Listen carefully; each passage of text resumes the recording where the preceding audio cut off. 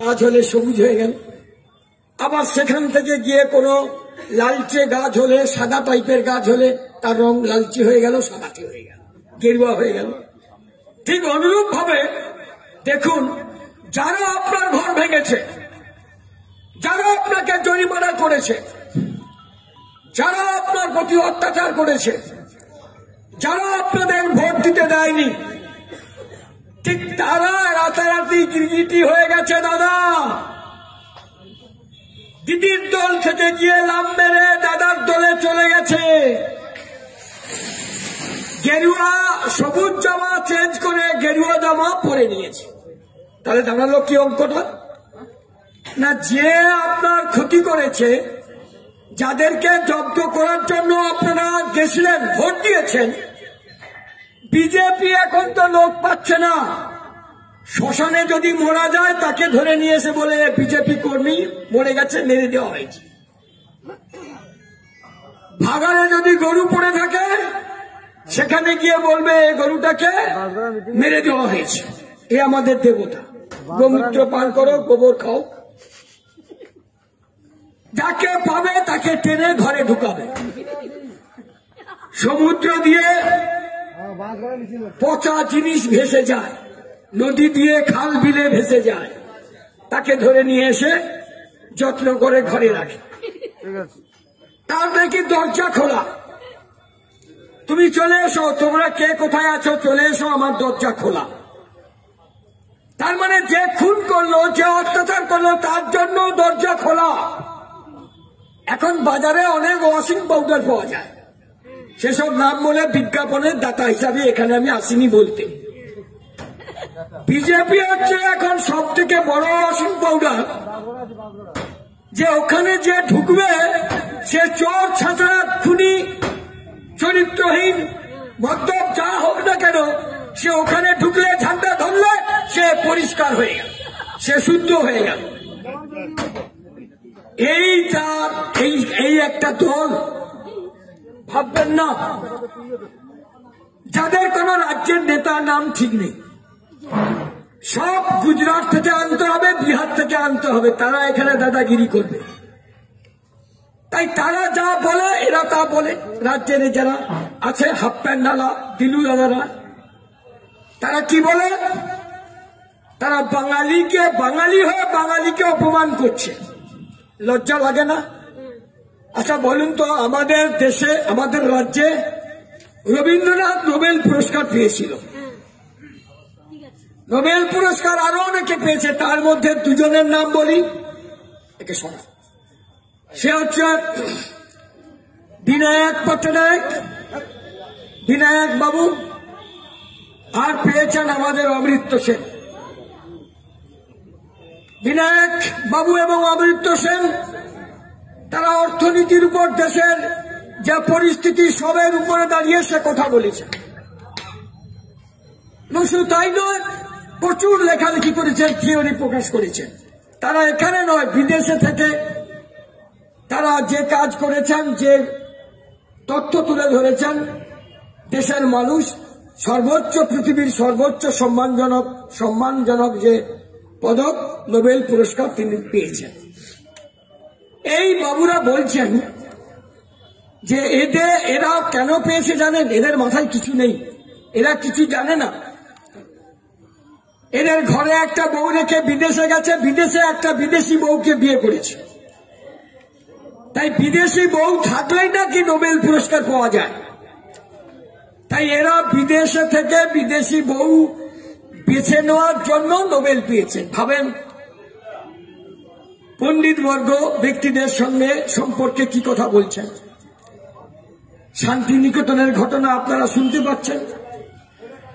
সেখানে গিয়ে কারা পবিত্র অপবিত্র করছে, এদের ভাষা, সংস্কৃতি যা কিছু দেখবেন, মেরে দাও, কেটে দাও, ভেঙে দাও, ভাগাড়ে পাঠিয়ে দেবো।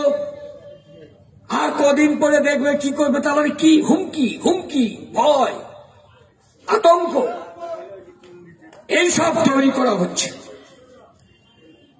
এইসব বলে মানুষকে আতঙ্কিত করছে। আর যারা ইয়াং ছোকরারা, যাদের হাতে মদের গ্লাস আর মাংস দিয়ে তুমি এই কমিটি, তুমি সেই কমিটি, তুমি ওই কমিটিতে থেকো, এইসব বলে মাঠে নামিয়ে দিয়েছে।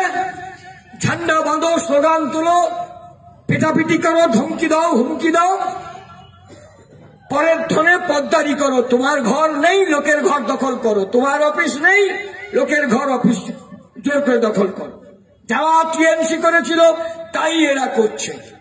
আমি তাই বলি, আমি বলে যাচ্ছি, যদি এ ভুল না ভাঙে তাহলে দেখবেন তৃণমূল যেমন আপনাকে ভোট দিতে দেয়নি, এই বিজেপিরাও ভোট দিতে দেবে না। একই লোক ওখানে গেছে, তাই একে কি নাম নিয়ে ডাকে? বিজেমূল। তৃণমূল থেকে বিজেপিতে গেলে যা হয়, বিজেমূল হয়ে গেল সব। আরো যাবে। আমরা শুধু দেখতে চাই, মুখ্যমন্ত্রী তো আগে থেকে আছে, আপনারা শুনলেন না? ওই তো সেদিন যে কাঁথিতে যারা সমাবেশে জমায়েত হলেন, সেখানে কি হলো তিনি বলে দিয়েছেন তার আগে থেকে, আমি 2014 সাল থেকে বিজেপির সঙ্গে আছি। তাহলে একটা দলের ভিতরে থেকে তিনি বলছেন আমি 14 সাল থেকে আছি। আরে বলুন দিদি কত সাল থেকে আছে? তার আগে থেকে তো আছে।